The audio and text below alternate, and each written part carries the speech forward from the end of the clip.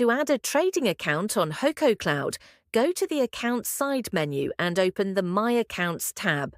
Then click the Add Account button and enter your trading account details.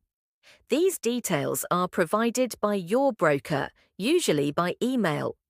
Select the broker, the platform, MT4 or MT5, the server name, the trading account number, the account password, and set a nickname for the account.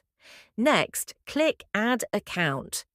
From this point, you must wait a few minutes, or in some cases a few hours, until our team validates your account and it becomes ready to follow a new strategy.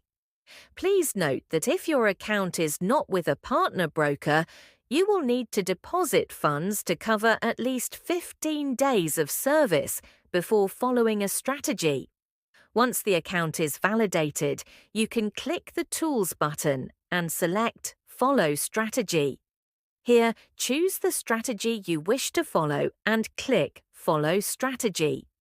You can also explore the strategies available on HokoCloud through the Strategies menu by clicking on the Market tab. On this screen, you can view all available strategies, apply filters according to your preferences, and mark strategies you like by clicking the star icon to add them to your watch list.